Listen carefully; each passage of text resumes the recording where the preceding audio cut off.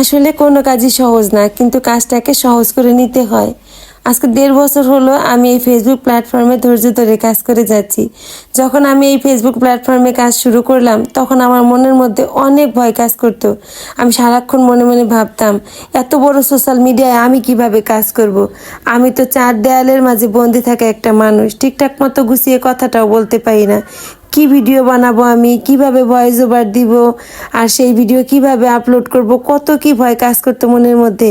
একদিন মনে মনে ভাবলাম, সবাই যদি পারে আমি কেন পারবো না। আমি চেষ্টা করে দেখি, হয়তোবা আমিও পারবো।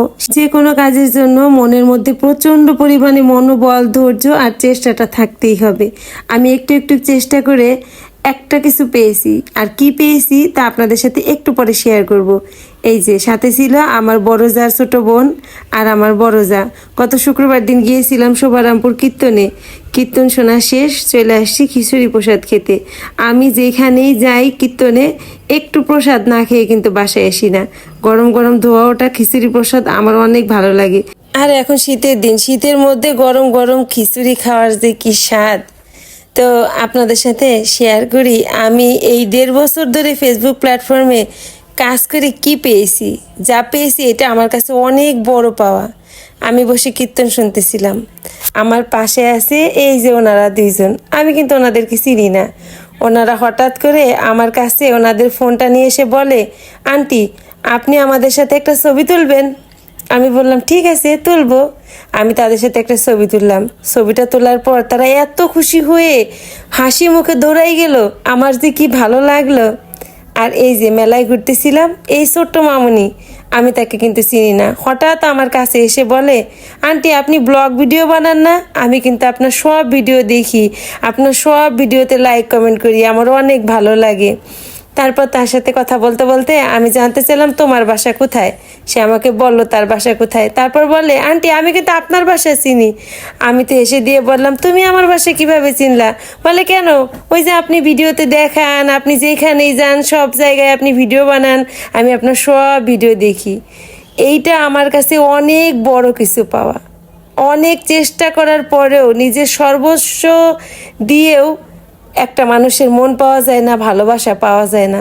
কিন্তু এই যে 1.5 বছর ধরে ধৈর্য ধরে আমি এই ফেসবুক প্ল্যাটফর্মে নিয়মিত ভিডিও পোস্ট করতেছি, আর আপনাদের এই যে ভালোবাসাটা যে পাচ্ছি, এটা আমার কাছে অনেক অনেক বড় পাওয়া। যখন আমি কোথাও গেলে আজকাল অনেকেই আমার সামনে এসে বলে, দিদি আপনার ভিডিও দেখি আমাদের অনেক ভালো লাগে। এই পাওয়াটা আমার যেন অনেক বড় একটা স্বপ্নের পাওয়া। আপনাদের এই ভালোবাসা নিয়ে এগিয়ে যেতে চাই অনেক দূরে। এটা ছিল পরের দিন সকালবেলা ঘুম থেকে ওঠার পর তো ব্যস্ততার শেষ নেই। সকালবেলা ঘুম থেকে ওঠার পর আমার অফিস কক্ষে আমার জন্য অনেক কাজ অপেক্ষা করে। আমার রান্নাঘর হচ্ছে আমার অফিস কক্ষ। এদিকে আবার ছেলেদের বাবা, শীত আসলে ঠান্ডার যে কি প্রচণ্ড সমস্যা। প্রতিদিন সকালবেলা তাকে একটু জ্যেষ্ঠ মধু দিয়ে 1 কাপ জলে একটু আদা বেশি করে দিয়ে জাল করে দিলে ওইটা গরম গরম খাওয়ার পর সে একটু শান্তি পায়। আমার 2 ছেলে সকালবেলা যখন ঘুমাই থাকে, ওর বাবাও ঘুমাই থাকে, তখন আমি সকালের রান্নাবাড়া যা আছে করি। আমি অনেক শান্তিতে কাজ করতে পারি। যেই দিন ওরা 3 বাপ বেটা একসাথে উঠে যায়, আমার রান্না হয় না, আমার যে কি তাড়াহুড়া লাগে।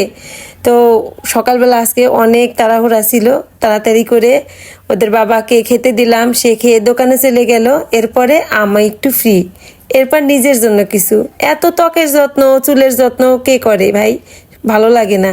তার থেকে বরং ত্বক আর চুল যা খেলে ভেতর থেকে ভালো থাকবে, তাই মিক্সড করে একবারে খেয়ে নিলাম, ঝামেলা শেষ। আর এই শীতকালে এই বিছানার মধ্যে লেপ কম্বল হচ্ছে আরো একটা বড় সমস্যা, বড় ঝামেলা।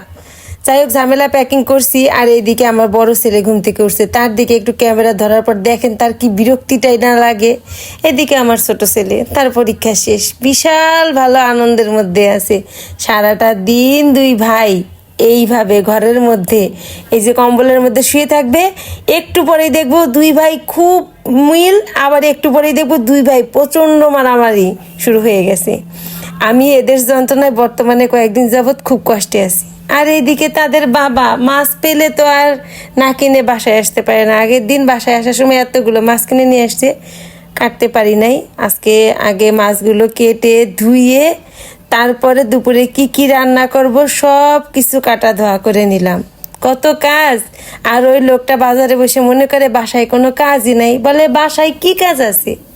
যাই হোক, বাসায় কোনো কাজই নাই, সারাদিন আমি শুধু শুয়ে বসে থেকে খেয়ে ঘুমাই, আর কিছুই করি না। তো যাই হোক, মাছ কাটা ধোয়া করে আগে স্নান করে আসলাম। শীতের দিন ছোটোবেলা সকাল সকাল স্নান করে পূজাটা দেয়া হয়ে গেলে পরে অনেক শান্তি পাওয়া যায়, তা না হলে বেলা 5টা বেজে যায়। স্নান করে আসলাম, স্নান করে সিঁদুর পরে পূজা দিতে বসলাম। পূজা দেওয়ার পরে মনের শান্তি। আজকে কিন্তু সকাল থেকে আমি আমার সকালের খাবারটা খাওয়ারও সময় পাই নাই। তারপরে পূজা দিয়ে রান্নাঘরে দাঁড়িয়ে দাঁড়িয়ে প্রসাদ খাচ্ছিলাম। ওইদিকে বেলা তখন অনেক হয়ে গেছে, রান্না বসাবো। আমার আবার আজকে তাড়া আছে, অনেক ব্যস্ত, যাব রাতের বেলা কীর্তনে। তো রাতের বেলা কীর্তনে যাওয়ার জন্য কিন্তু সকাল থেকেই তাড়াহুড়া করতে হয়, কারণ সকাল থেকে কাজগুলো সব তাড়াতাড়ি না করে সময় মতো যেতে পারবো না। তো রান্নাঘরে দাঁড়িয়ে দাঁড়িয়ে প্রসাদ খেয়ে নিলাম, প্রসাদ খেয়ে এদিকে আবার রান্না বসাইছি। সব কিছু গোছানো থাকলে কিন্তু রান্না করতে বেশি সময় লাগে না। ঝটপট রান্না বাড়া শেষ করে ছেলেদেরকে খেতে দিয়ে, ছেলেদের বাবার খাবার পাঠাই দিয়ে বাজারে আমি খেয়ে চলে আসলাম আমার প্রিয় জায়গাতে, একদম বর্ধপুরবেলা। তখন বাজে 3:30 কেবল, কারণ ওই যে রাতের বেলা কীর্তনে যাব। এখানে আসলে তো আমার অনেকটা সময় লাগে, আমি 2 ঘন্টা 2.5 ঘন্টা এখানে নিজেকে সময় দিই, তারপরে এখান থেকে বের হই। তো এই জন্যই 3:30 বাজে চলে আসলাম আমার প্রিয় জায়গাতে। আর আমার প্রিয় জায়গাটা অনেক প্রিয়, তবে এই যে 4 তলায় সিঁড়ি বেয়ে ওঠাটা আমার কাছে খুবই কষ্টকর। ডাক্তার আমাকে একদম সিঁড়ি বেয়ে উপর উঠতে নিষেধ করে দিয়েছে, বলছে সিঁড়ি বেয়ে উপর ওঠা যাবে না, আমার পায়ে একটু সমস্যা। কিন্তু আমার বাসা 3 তলায় আর আমার প্রিয় জায়গাটা 4 তলায়। কি যে একটা সমস্যার মধ্যে আছি, এখানে তো প্রতিদিন না আসলে আমার ভালোই লাগে না।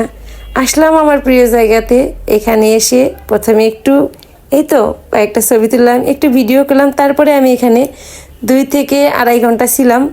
আর যখন বের হয়েছি তখন কিন্তু রাত হয়ে গেছে। 4 তলায় উঠতে অনেক কষ্ট, নামতে তো একটুও কষ্ট নাই, একটু একটু করে নেমে আসলাম।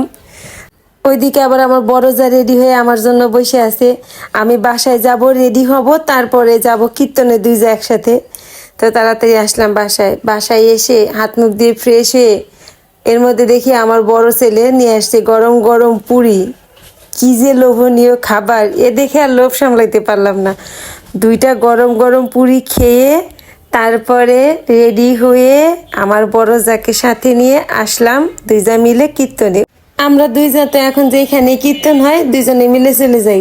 2 জনেরই তো বাচ্চারা বড় হয়ে গেছে, পিছু টান নাই, আমরা 2 যা মিলে কীর্তনে যাই। আমার বড় যা কালকে বলতেছিল, আমার বড় ভাষণ নাকি বলছে তোমরা 2 জনে শুধু কীর্তনে যাও, এই যে কয়েকদিন যাবৎ শুভারামপুর কীর্তন শুরু হয়েছে, প্রত্যেক দিনই যাও 2 জনে, তোমাদের জন্য ওই কীর্তনের ওই জায়গায় একটা বাসা ভাড়া করবো, 2 জনে মিলে কীর্তনের কয়দিন ওইখানেই থাকবা। এই কথা শুনে কালকে আমার এত হাসি পাইছে। তো আসলাম 2 যা মিলে কীর্তন শুনে খিচুড়ি খেয়ে বাসায়। আর ওই যে রাত তখন 1:45 বাজে, আমি কিন্তু তখনও ঘুমাই নাই, আমার কাজ আছে। এই যে আমার ভাগ্নিরা চলে আসবে, আমার টুপি 2টা বানানো এখনো শেষ হয় নাই। রাত 2:30 পর্যন্ত 2টা টুপি শেষ করে তারপর আমি ঘুমাইছি। তো ভালো থাকবেন সবাই, আজকের মতো ভিডিওটা এই পর্যন্ত।